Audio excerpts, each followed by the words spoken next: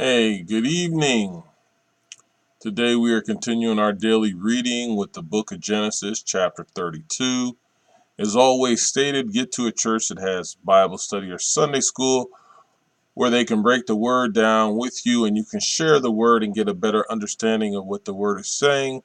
Also, get with some friends who share the word and break bread with them and have church and get an understanding of the word. Also, get you a Bible that you can understand. There are numerous versions from King James to the NIV, and just get one that you can read easier for you to understand. But most importantly, ask the Lord for understanding. If you ask Him for the understanding, He will give it to you and He will fill you up with His word because He wants you to know who He is. Amen. Genesis chapter 32 reads as follows. Jacob also went on his way, and the angels of God met him. When Jacob saw them, he said, "This is the camp of God." So he named the place Mahanaim. Jacob sent messengers ahead of him to his brother Esau in the land of Seir, the country of Edom. He instructed them, "This is what you are to say to my lord Esau. Your servant Jacob says, I have been staying with Laban and have remained there till now. I have cattle and donkeys, sheep and goats, male and female servants. Now I am sending this message to my lord, that I may find favor in your eyes." When the messengers returned to Jacob, they said, "We went to your brother Esau, and now he is coming to meet you, and 400 men are with him." In great fear and distress, Jacob divided the people who were with him into two groups, and the flocks and herds and camels as well. He thought, if Esau comes and attacks one group that is left may escape. Then Jacob prayed, "O God of my father Abraham, God of my father Isaac, Lord, you who said to me, 'Go back to your country and your relatives, and I will make you prosper.' I am unworthy of all the kindness and faithfulness you have shown your servant. I had only my staff when I crossed this Jordan, but now I have become two camps. Save me, I pray, from the hand of my brother Esau, for I am afraid he will come and attack me, and also the mothers with their children. But you have said, I will surely make you prosper, and will make your descendants like the sand of the sea, which cannot be counted."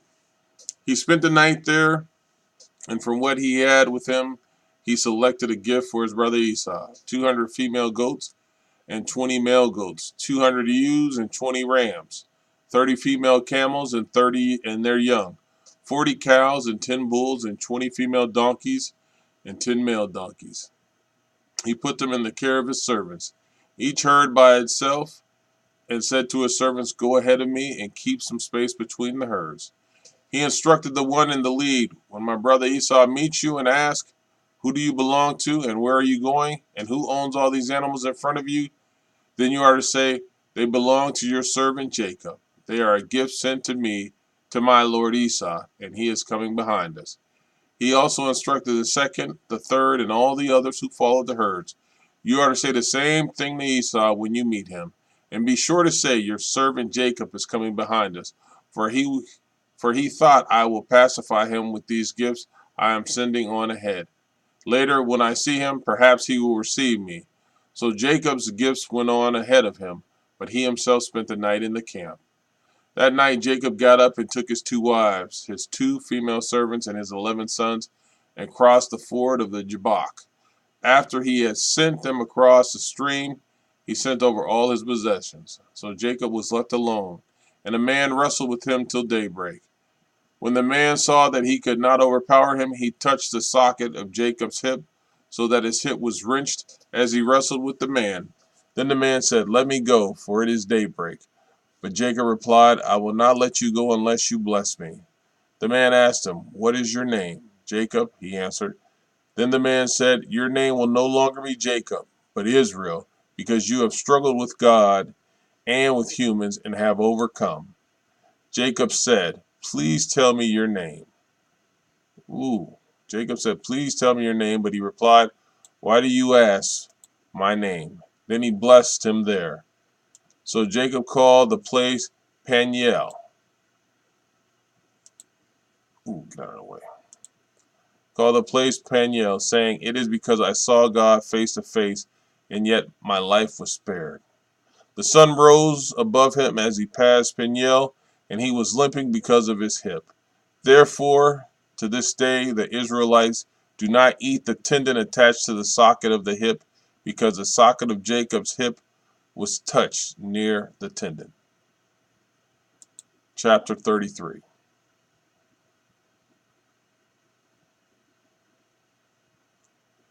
Jacob looked up, and there was Esau coming with his 400 men. So he divided the children among Leah, Rachel, and the 2 female servants.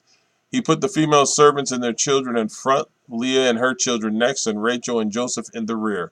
He himself went on ahead and bowed down to the ground 7 times as he approached his brother. But Esau ran to meet Jacob and embraced him. He threw his arms around his neck and kissed him, and they wept.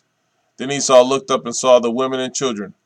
"Who are these with you?" he asked. Jacob answered, "They are the children God has graciously given your servant."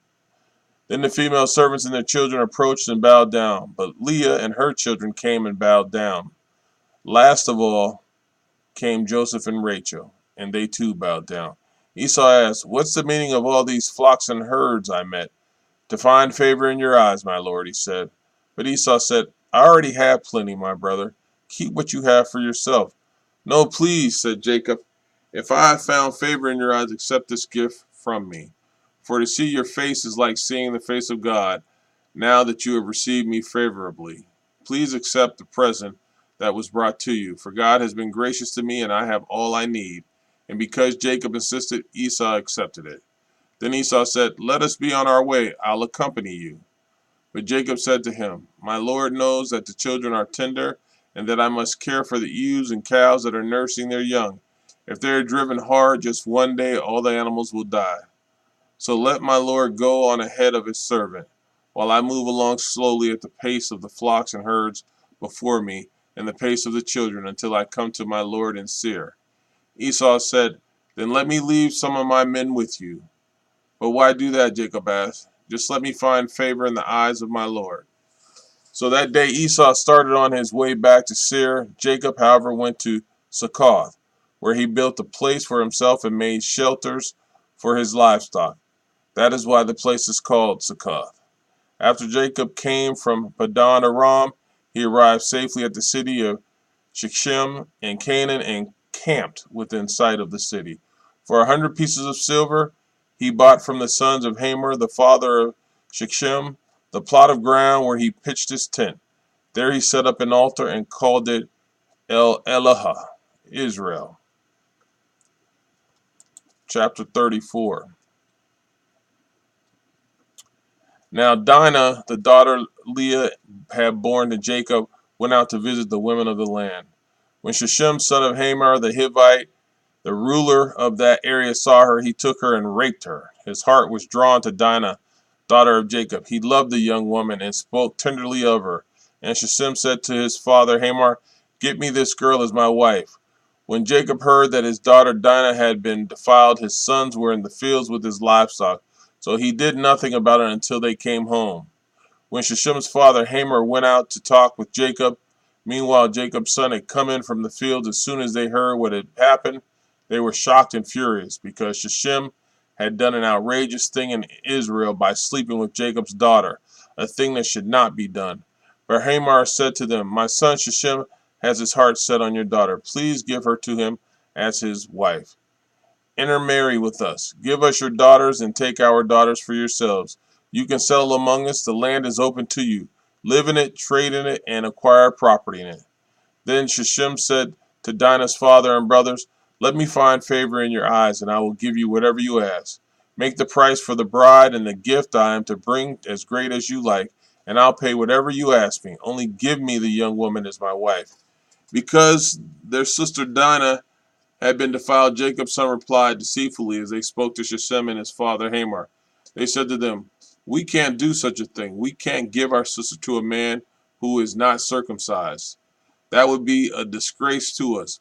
We will enter into agreement with you on that one condition only, that you become like us by circumcising all your males. Then we'll give you our daughters and take your daughters for ourselves. We'll settle among you and become people with you. But if you will not agree to be circumcised, we'll take our sister and go." Their proposal seemed good to Hamor and his son Shechem. The young man who was most honored of all his father's family lost no time in doing what they said, because he was delighted with Jacob's daughter. So Hamor and his son Shechem went to the gate of their city to speak to the men of their city. These men are friendly toward us, they said. Let them live in our land and trade in it. The land has plenty of room for them. We can marry their daughters, and they can marry ours. But the men will agree to live with us as one people only on the condition that our males be circumcised, as they themselves are. Want their livestock, their property, and all their other animals become ours? So let us agree to their terms, and they will settle among us. All the men who went out of the city gate agreed with Hamor and his son Shechem, and every male in the city was circumcised. 3 days later, while all of them were still in pain, two of Jacob's sons, Simeon and Levi, Dinah's brother, took their swords and attacked them unsuspecting and attacked the unsuspecting city, killing every male. They put Hamor and his son Shechem to the sword and took Dinah from Shechem's house and left.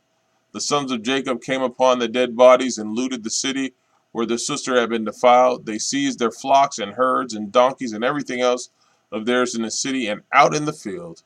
They carried off all their wealth and all their women and children, taking as plunder everything in the houses. Then Jacob said to Simeon and Levi, "You have brought trouble on me by making me obnoxious to the Canaanites and Perizzites, the people living in this land. We are a few in number, and if they join forces against me and attack me, I and my household will be destroyed." But they replied, "Should he have treated our sister like a prostitute?" Amen.